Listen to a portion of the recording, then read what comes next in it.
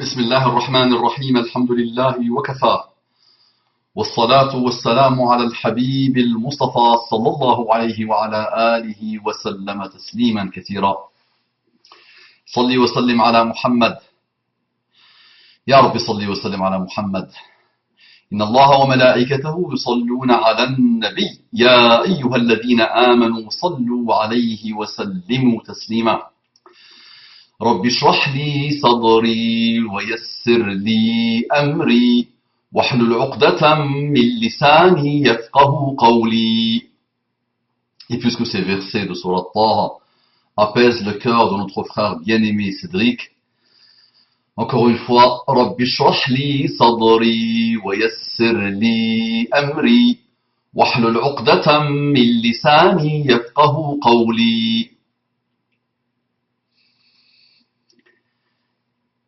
Ikhwani, akhawati, mes frères et sœurs, mes amis, mes ennemis et mes ennemis, assalamu alaikum wa rahmatullahi wa barakatuhu. Que la paix d'Allah subhanahu wa ta'ala, sa miséricorde et ses bénédictions soient sur vous, mes frères et sœurs, partout dans le monde, qu'Allah nous réunisse avec notre bien-aimé Muhammad sallallahu alayhi wa sallam, fil firdaus al-a'la. Mes frères et sœurs non musulmans, beaucoup d'affection, beaucoup de bonheur de partager avec vous un petit passage, quelques marches dans le bas monde.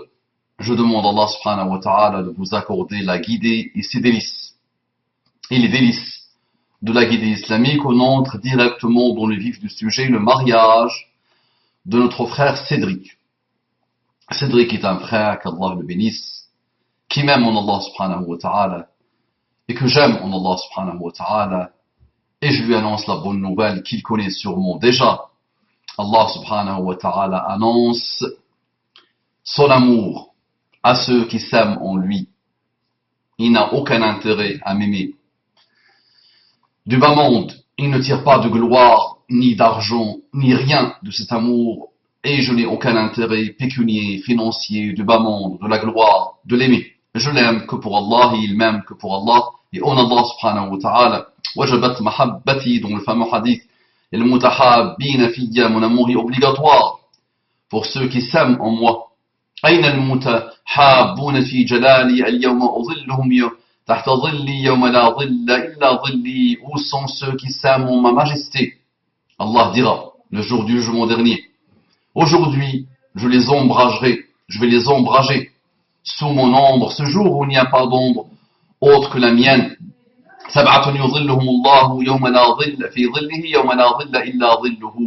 Cette typologie de personnes, Allah les ombragera sous son ombre le jour où il n'y a pas d'ombre autre que la sienne. Parmi ces 7 personnes, parmi ces 7 types de personnes, il y a ceux qui s'aiment en Allah. Mon frère Cédric m'avait contacté il y a plus d'une année maintenant, je pense. Et je l'avais eu au téléphone, je pense 2 fois, si ma mémoire est bonne, pour une problématique que j'ai déjà traitée plusieurs fois et que le monde n'a pas eu besoin de moi pour avancer dessus.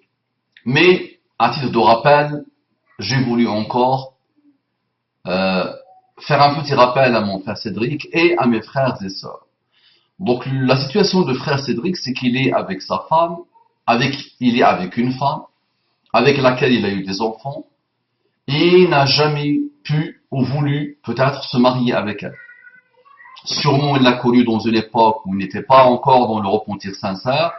Il s'est mis avec elle, copain-copine, et ils ont eu des enfants. Donc, depuis plus d'une année, il m'avait contacté pour me dire qu'il veut halaliser sa relation. Il veut la rendre halal dans un mariage islamique et que les imams refusent de le marier avec sa femme, avec cette femme, avec sa concubine plutôt. Et donc, apparemment, il ne peut pas se marier à la mairie et c'est une condition pour que les imams le marient. Donc il est dans un cercle vicieux. Les imams ne marient pas le bonhomme et sa concubine parce qu'ils ont besoin de voir le contrat du mariage civil, par peur d'avoir des problèmes avec l'État français qui interdit aux imams de marier un couple qui n'est pas marié civilement. Donc, qui interdit de marier un couple religieusement s'il n'est pas marié civilement. Nous avons déjà expliqué que le mariage en islam n'a rien à voir avec le mariage chez les chrétiens, ou chez les athées, ou chez les bouddhistes. Nous, on n'a pas d'homme d'église. Cette histoire d'imam qui assiste au mariage, ou qui fait le mariage, n'a d'existence que le rêve. D'accord? Puisque la nikaha illa biwaliyin wa shahidain, dit le hadith clair et authentique, il n'y a pas de mariage sans le wali, le tuteur légal de la femme, et les deux témoins. À partir du moment où il y a le tuteur légal et les deux témoins, c'est ça le mariage en islam. Donc cette histoire de présence d'un imam, pour moi, je ne suis rien pour la raison islamique, pour la logique islamique, pour la religion islamique, n'a pas d'existence. C'est une bid'a. C'est une chose bizarroïde, une innovation, on va dire. Mais c'est vrai que les familles dans leur imaginaire, les familles traditionnelles musulmanes, dans leur imaginaire, pas de mariage s'il n'y a pas un barbu, avec une fourriya, avec un qamis, avec un kamis, avec une jallabiya, avec une jallaba. Tant qu'il n'y a pas lui, il n'y a pas de mariage. Ça n'existe pas le mariage. D'accord? Qu'est-ce que tu racontes, Mustafa Abouman? Je ne raconte rien, je n'apporte rien de moi, je ne dis rien de spécial. Mais ça a une origine sûrement. Dans les pays du Maghreb, dans les pays arabes, le mariage, lors du mariage, il y a une personne de l'État qui assiste, l'adl, ils appellent ça. Et ce personnage transcrit le mariage. Donc il va demander les cartes d'identité, il va vérifier tout, et il va transcrire qu'un tel s'est marié avec une telle. Quand les musulmans sont arrivés en Europe, ils n'ont pas cette structure de l'adl, il n'y a pas de tribunaux, il n'y a rien, ce qui fait qu'ils ont voulu, dans leur imaginaire, remplacer l'adl par une caution morale, qui s'appelle l'imam. À partir du moment où l'imam assiste, c'est tout. Donc, ya Habibi, quelques-uns sont déjà en train de me faire dire ce que je ne dis pas, parce qu'ils ne voient que le mal. C'est une situation extrême. Le frère souffre de cette situation. Les imams ne lui disent pas autre chose que 10 gages. Tant qu'on n'a pas vu ton contrat de mariage, on ne veut pas entendre parler de toi par peur de payer une amende, par peur peut-être de la prison, par peur d'avoir des problèmes avec l'État, par peur et par peur et par peur. Donc, ça ne solutionne pas le problème du frère. Oui, mais pourquoi il ne se marie pas à un mariage civil? Il ne veut pas se marier à un mariage civil. Ça ne l'arrange pas de se marier à un mariage civil. Il ne veut pas se marier avec un mariage civil. Même les athées, ça ne leur dit rien, le mariage civil. Même les chrétiens, quelques-uns, ça leur dit rien, le mariage. La structure même du mariage n'a pas beaucoup d'importance pour beaucoup de monde aujourd'hui. Donc, pour ces raisons, il a des raisons à lui. Ces raisons font qu'il ne veut pas se marier à un mariage civil. Il tient absolument à halaliser sa relation avec sa concubine. Donc, moi, je lui ai déjà dit, mon frère Cédric, j'ai déjà dit, lors de mon appel ou mes 2 appels téléphoniques, que c'est simple. Ton épouse a un tuteur, tu la demandes à un tuteur devant 2 témoins, et ton mariage est halal. Avant même, tu oublies une chose, il vit en concubinage avec elle, il faut respecter une période de séparation. Non, ça existe, qu'il faut se séparer de cette jeune femme. Mais nous avons des enfants, c'est très difficile de me séparer avec ma femme. Essayez au maximum de ne pas avoir des relations sexuelles, au moins que tu dormes dans une chambre et qu'elle dorme. Faites au maximum, faites dans la mesure du possible, comme vous pouvez. Mais ne restez pas dans cette situation qui est une situation de fornication aujourd'hui. D'accord? Donc, tu la demandes à son tuteur. Oui, Abou Mamam, tu as oublié de dire qu'en islam, il y a aussi la possibilité de se marier sans wali. Madhab minoritaire, c'est madhab l'imam Abu Hanifa qui a des conditions. D'accord. Donc, naam, aujourd'hui, il y a deux États musulmans qui n'ont rien à voir avec madhab l'imam Abu Hanifa et qui ont préféré euh, dans leur législation par rapport relative au mariage, de faire que la femme peut se marier sans wali. Les Émirats arabes unis et le Maroc. Non.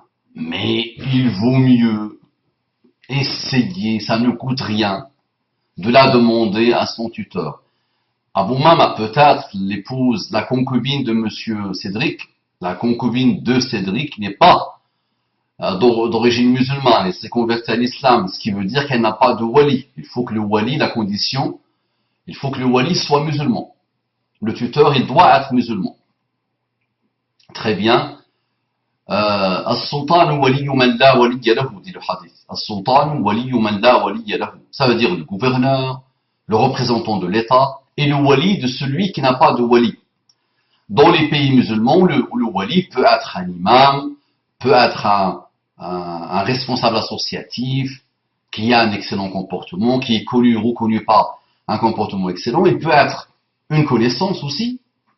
Il peut être une connaissance. La femme peut choisir un tuteur, une connaissance, si elle ne trouve pas d'imam, si elle ne trouve pas une personnalité associative ou autre de la mosquée, elle peut faire appel à quelqu'un de connu, reconnu par son excellent comportement. Elle peut le choisir, elle peut lui donner sa wilaya, et Cédric la demandera, Inch'Allah, à son wali devant deux témoins. Elle peut aussi, comme on a dit, se marier toute seule sans wali, elle peut, c'est minoritaire, mais ça existe. D'accord? Donc là, j'ai déjà les non-musulmans qui sont en train de se dire, mais pourquoi la femme a besoin d'un tuteur? Pourquoi l'homme n'a pas besoin d'un tuteur? Pourquoi la femme a besoin d'un tuteur? Très bien. Nous avons une religion islamique. D'accord? Cette religion islamique est d'une puissance inégalée. Nous avons des recommandations dans notre religion qui sont faites pas par un gouverneur ou par un président, ou par un premier ministre ou par un député ou par, non. Ils sont faites par Allah lui-même qui nous a créés. Donc on dit alhamdulillah et on essaie comme on peut d'appliquer les enseignements et les recommandations de l'islam. D'accord? Est-ce que vous avez déjà vu un mouton qui dit « Ouais, mais moi je ne peux pas manger de viande. Pourquoi Dieu m'a créé comme ça? Je ne veux pas manger de viande. » Et vous avez déjà entendu un chien dire « Moi je mange que la viande, je ne me sens pas bien. Je me sens bien, je n'arrive pas à me sentir bien que quand je mange la viande. Pourquoi je ne peux pas manger des plantes, par exemple? » Donc Allah a créé. D'accord? Allah a créé. Il a décidé il a décidé pour chaque créature, pour chaque genre, pour chaque sexe des choses. D'accord? La femme ne prie pas quand elle a ses règles. Il y a des gens qui ont tout essayé pour expliquer pourquoi. Il y a même des gens qui disent pour se reposer, comme si on se repose de la prière, comme si on se repose de se mettre devant Allah et de lui demander des choses. Il y a des gens qui essayent de trouver des explications. Donc on peut tergiverser comme on veut. La manière la plus simple, c'est toujours la même. Dire, est-ce que Dieu existe ou pas? Oui. S'il n'existe pas, je dois régler. S'il existe, très bien. Qu'est-ce qu'il attend de moi s'il existe? Il peut attendre de moi des choses, comme il peut ne rien attendre de moi. Je peux être un déiste et dire, Dieu m'a créé, il est parti s'occuper de lui-même, s'embellir pour lui-même, s'amuser pour lui-même, il m'a oublié, il m'a créé, il m'a oublié, je deviens déiste, c'est l'histoire réglée. Non. Allah attend des choses de moi. Il s'est manifesté dans le Coran, la trace d'Allah subhanahu wa ta'ala, la parole d'Allah subhanahu wa ta'ala, où il n'y a pas de doute. Donc, que veut le peuple? Allah attend des choses de moi, j'essaie comme je peux de les suivre, c'est pour mon intérêt, ça n'apporte rien à Allah. D'accord? Donc Cédric, s'il te plaît, arrête de tergiverser, arrête de de te compliquer la vie, c'est très simple. Maintenant, plus tu restes dans cette situation, plus ce n'est pas bon pour toi. Donc essaye de halaliser rapidement ta relation avec ta concubine, et qu'Allah subhanahu wa ta'ala vous facilite, qu'Allah vous comble de bonheur. Assalamu alaikum wa rahmatullahi wa barakatuh.